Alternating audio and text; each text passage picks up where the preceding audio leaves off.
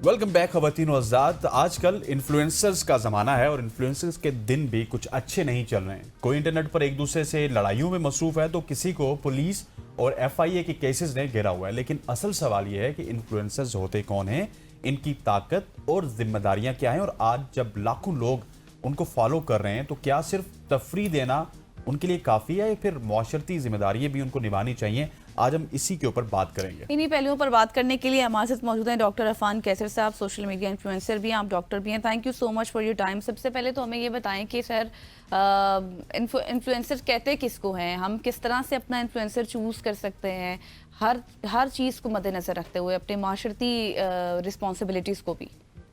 देखिए, इन्फ्लुएंसर वही होता है जो सोसाइटी को पॉजिटिवली इन्फ्लुएंस करे। मतलब मेरी नजर में तो मौलाना तारिक जमील साहब भी इन्फ्लुएंसर है। मेरी नजर में कोई अच्छा पॉजिटिविटी फैलाने वाला पॉलिटिशियन भी इन्फ्लुएंसर है। मेरी नजर में एक आम इंसान जो सड़क पर कोई मुस्बत बात कर जाता है और उसकी बात असर रखती है, वो भी इन्फ्लुएंसर है। अब हमें ये डिफाइन करना पड़ेगा। हम हर किसी को कह देते हैं कि ये बंदा इन्फ्लुएंसर है without judging what that person is influencing, right? ये सही और गलत की जंग है। It is about positivity and negativity.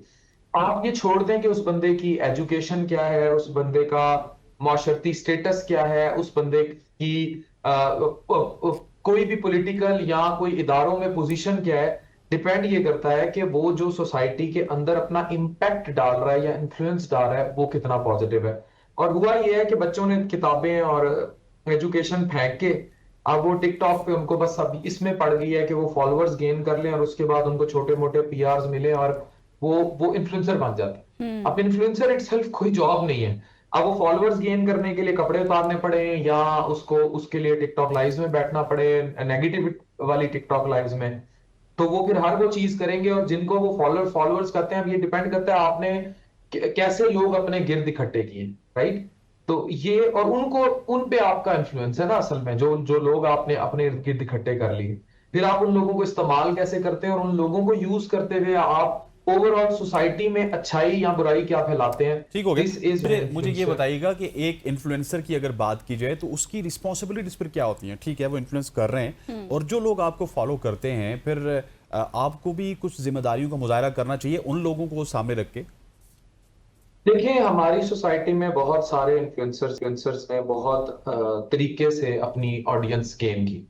जैसे डकी भाई थे, उन्होंने शुरू में रोस्टिंग और गेमिंग और उसके जरिए उन्होंने अपने यूट्यूब चैनल पर गेन की। और ये वो नया नया जमाना था जब वो बच्चे जो गेमिंग या जिनको हम जेन जी कहते हैं, जो डकी के साथ ही जवान हो गई, वो उसके साथ उसको फॉलो करती आई। फिर वो गेमिंग से निकलकर वो फैमिली व्लॉगिंग में एंटर हुआ। फैमिली व्लॉगिंग की भी किस्में आप किस तरह कर रहे हैं, कुछ लोग पॉजिटिव वे में है, कुछ लोग नेगेटिव वे में है। फॉलो करते करते फिर जब वो इन्फ्लुएंस बन जाता है तो फिर बीच में घुसते हैं मुख्तलिफ किस्म के लोग। अब उसमें आपको दर्जनों लोग अप्रोच करेंगे, मुझे भी करते हैं, हर उस शख्स को करते हैं जिसको 4 लोग सुनते हैं। तो उसमें प्रॉपर्टी वाले लोग भी आएंगे, दुकानदार भी आएंगे, गाड़ियों के शोरूम वाले भी आएंगे, कॉस्मेटिक्स वाले भी आएंगे, कपड़ों वाले भी आएंगे, जूतों वाले भी आएंगे, बैग्स वाले भी आएंगे, ऑनलाइन बिजनेसेस वाले भी आएंगे, बैटिंग एप्स वाले भी आएंगे, क्रिप्टो वाले भी आएंगे, फॉरेक्स ट्रेडर्स भी आएंगे। अब ये डिपेंड करता है कि अब उसमें आपने सही और गलत का इंतखाब कैसे करना। तो मैं बार बार यही कहता हूं कि फॉलोइंग तो आप गेन कर लेते हैं, लेकिन जब आप फॉलोइंग गेन कर लेते हैं उसके बाद आपकी जिम्मेदारी बहुत बड़ी हो जाती है। जैसे रजब भट्ट है उसको। और फिर मुझे दुख ये होता है कि जब आप फॉलोइंग गेन कर लेते हैं तो फिर आप उसे डिसओन कर देते हैं। आप ये कहते हैं यार मैंने तो नहीं कहा कि मुझे देखें, मैंने तो नहीं कहा कि मैं तो नहीं कह रहा था ना कि भाई मेरी मेरी वजह से आप ये काम करें। वो करते हैं उनकी मर्जी। मतलब आपने एक कल्ट पीछे लगाया, एक लोगों को किसी भी वजह से मुतासिर करके अपने पीछे लेकर आए। अब यहां सबसे इंपॉर्टेंट फैक्टर आएगा सोसाइटी में पेरेंट्स का और गवर्नमेंट का और अरबाब इख्तियार का, कि जब मुआशरा एजुकेट होगा, ये मुआशरा फैसला करेगा या पेरेंट्स फैसला करेंगे या ग्रूम होने वाली जेन जी और जेन अल्फा फैसला करेगी कि क्या सही है और क्या गलत है।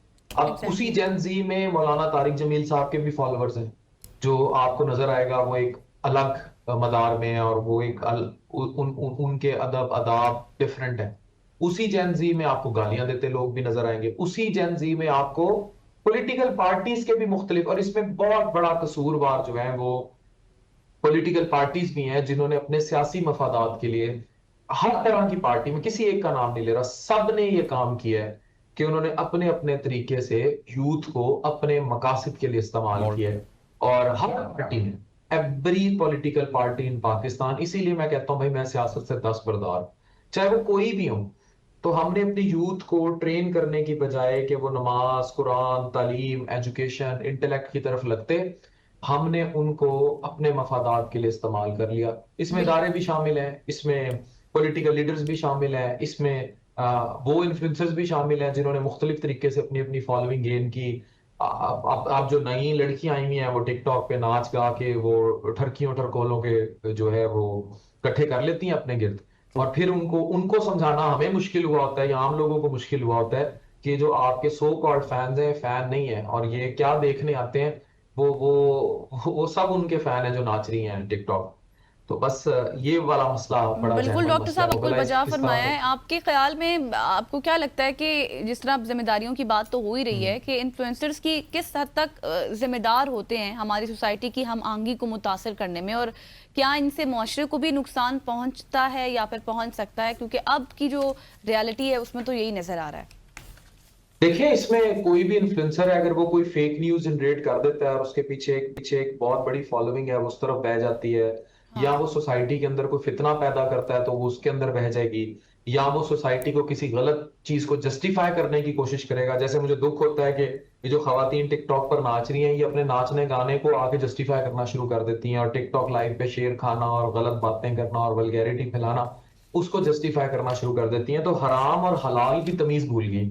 अब मैं फिर वही कहूंगा कि ये दीन से दूरी है, और मोस्ट इंपॉर्टेंटली हम पेरेंटिंग लैक कर गए। हम पेरेंट्स और स्कूल्स, कॉलेजेस, यूनिवर्सिटीज और गवर्नमेंट को जो काम करना था, टू बी वेरी फ्रैंक, वो डिजिटल तेजी से होती दुनिया के साथ पेस अप नहीं कर सके, वो यूथ को डी ट्रैक होने से नहीं बचा सके, और यूथ इनके हाथ चढ़ गई। ये रजब के, डक्की के, 1 2 3 पिल्ले के, या जितने भी इस तरह के किरदार हैं वो उनके हाथ चढ़ गई। जरूरी नहीं है कि वो नेगेटिव ही काम कर रहे हो, वो भी बहुत सारी मुस्बत बातें बीच में सिखा जाते होंगे, लेकिन क्योंकि वो फॉलोइंग उनकी उस चीज को ज्यादा फॉलो करती है, पैसे को, और उनके वो मतलब ये तो कोई, आप एक मुझे शाउट आउट 10 साल के बच्चे कहते हैं 10 साल का मेरा भाई है, इसका यूट्यूब चैनल बनने लगे और इसको आप सब्सक्राइब क्यों, भाई उसे क्यों सब्सक्राइब, वो कायदे आजम का बच्चा है, उसको सब्सक्राइब कर दे।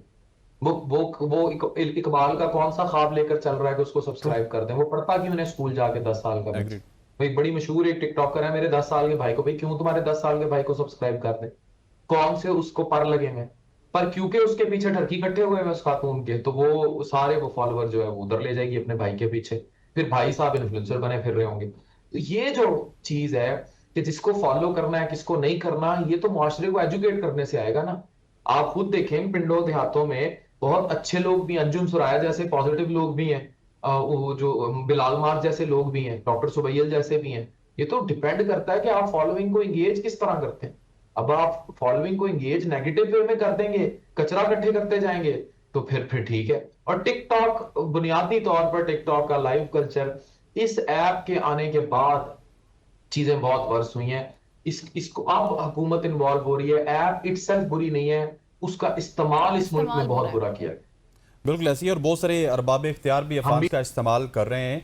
और मैं देखता हूं कि डिफरेंट एमपीएज हैं जो कि इसी टिकटॉक का इस्तेमाल करते हैं। लेकिन मैं आपसे सवाल करूंगा अलीना आमिर को लेके, उनको मेरे ख्याल आपने कोई मशवरा दिया था, कोई तंबीह की थी या कुछ भी था, लेकिन उसको आपका तनाज़ा बनाया गया। इस वक्त पब्लिक आपका और अलीना के दरमियान कोई तनाज़ा समझ रही है, इनके साथ क्या आपको कोई वाकई ज़ाती मसला है या वो सिर्फ मशवरा ही था?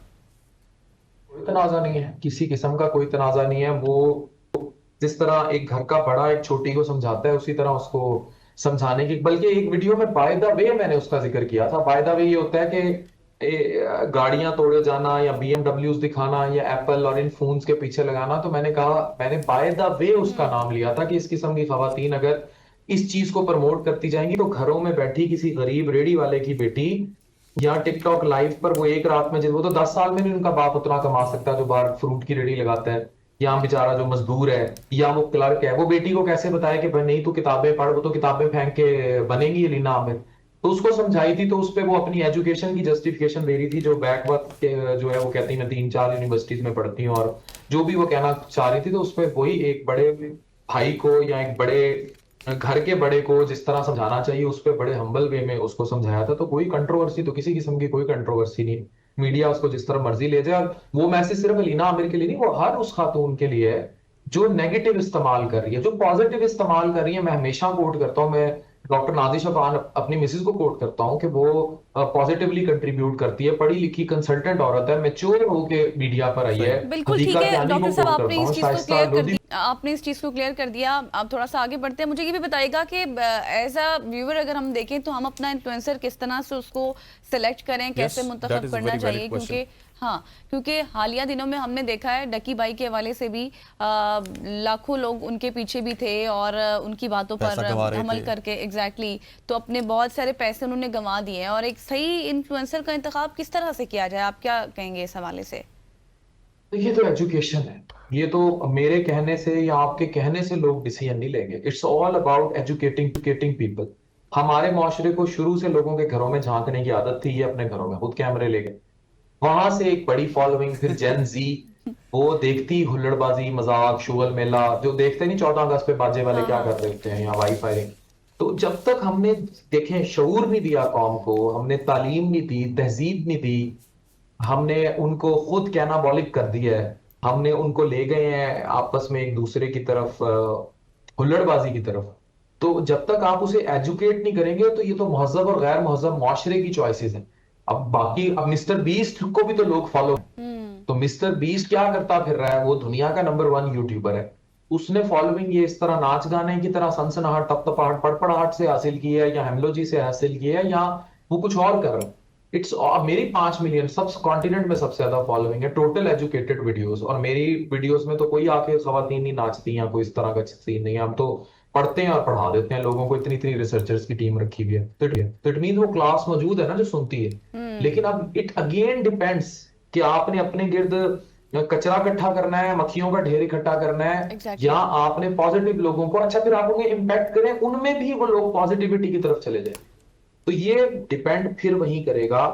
अब जो जैसे एप्स का कल्चर है, अब उसको नहीं पता होगा, मैं बड़ा क्लियर हूं डकी के मामले में कि इस मामले में उसको शायद नहीं पता था, और अगर पता था तो उसको गाइड नहीं किया गया था। एक है क्रिप्टो करेंसी। क्रिप्टो ऐसे है जैसे आपने प्राइस बॉन्ड लिया, आप अपने कॉइन्स खरीदते हैं, वो कॉइन्स जो है वो मेरी बड़ी डिटेल वीडियो है आज, वो 1 मिलियन पे मेरे पेज पे भी चंद घंटों में मैंने पढ़ाया उसमें कि क्रिप्टो ये है कि आपने प्राइस बॉन्ड लिया या आपने डॉलर लिए, ठीक हो महंगे गया को आपने अफान, बेच थैंक दिए। You so much for joining us. Afan Kaiser हमारे साथ मौजूद थे, जो कि सोशल मीडिया इन्फ्लुएंसर भी हैं, आप इनको सुनते भी हैं, बड़े ऐसे अंदाज में इन डिटेल उन्होंने आज इन्फ्लुएंसर की हमें तारीफ भी बताई और ये भी बताया कि उनकी जिम्मेदारियां क्या होती हैं। खवातीन नौज़ात, यहाँ पे वक्त वो चाहता है एक शॉर्ट से कमर्शियल ब्रेक का, ब्रेक लेते हैं, वापस आते हैं, स्टे विद अस।